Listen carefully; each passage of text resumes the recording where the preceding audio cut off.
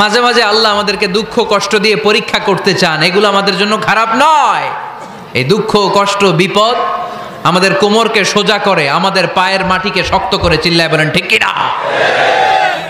প্রতিকূল পরিবেশে কিভাবে বাঁচতে হয় এই দুঃখ কষ্ট আমাদেরকে শিখায়।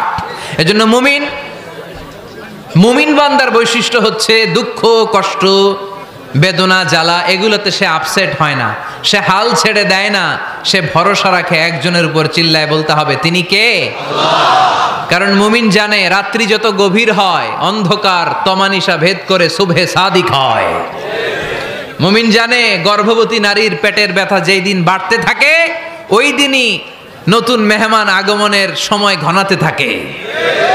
মুমিন জানে তার জীবনে দুঃখ কষ্ট বিপদ যত বাড়তে থাকে সুখের দিন কাছে আসতে থাকে। এজন্য মুমিনের হারাবার কিছু নেই। ফা ইন্নামা আল উসরি ইউসরা, ইন্নামা আল উসরি ইউসরা। নবী হে, কষ্টের পরেই আছে আনন্দ, দুঃখের পরেই আছে সুখ। আপনি সমস্যায় পড়েছেন, ওই সমস্যার সমাধানও আছে না নাই? এই পৃথিবীতে এমন কোন সমস্যা আছে যেটা সমাধান নাই? কথা বলেন। সমস্যা তৈরি করেছে কে? আবার সমাধানও দিয়েছে কে? Allah doesn't create a lock without its key. Allah কখনো চাবি না বানাইয়া ওইটার তালা বানায় নাই। কথা কন। তালাও যেহেতু আছে ওই তালার চাবিও বানিয়েছে কে? মা আনজালাল্লাহু দাআন ইল্লা আনজালাল্লাহু লাহু শিফা। আল্লাহ দুনিয়ায় এমন কোন রোগ পাঠায় নাই যেই রোগের ঔষধ বানায় নাই, এমন কোন রোগ নাজিল করে নাই যেই রোগের কোনো চিকিৎসা বানায় নাই, হয়তো সেটা আবিষ্কার হয় নাই। অনেকে ক্যান্সারের কথা বলতে পারেন যে হুজুর ক্যান্সার এমন রোগ, এই ক্যান্সার তার নাই কোনো অ্যান্সার, কিন্তু বিজ্ঞানীরা বলতেছে এটারও অ্যান্সার আবিষ্কৃত হচ্ছে। সুবহানাল্লাহ কইবেন না? কিছু কিছু ক্ষেত্রে হয়েও গিয়েছে। এজন্য দুঃখের পরেই আছে সুখ, কষ্টের পরেই আছে আনন্দ।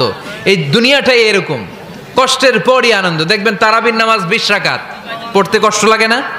কোমরে ব্যথা, হাঁটুতে ব্যথা, কিন্তু 20টা রাকাত যখন শেষ করে মসজিদ থেকে বের হই একটা আনন্দ আছে না নাই?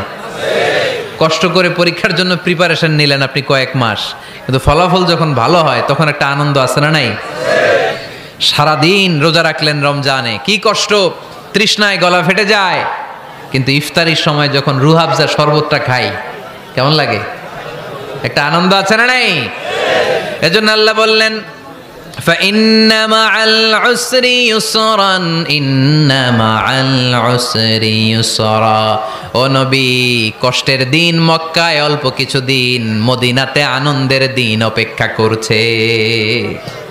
আমাদের জীবনে যদি দুঃখ কষ্ট আসে আমরা ধৈর্য ধরবো, তাওয়াক্কুল করবো একজনের উপর, তিনি কে? কারণ আমরা বিশ্বাস করি কষ্টের দিন এটা চিরকালের জন্য নয়।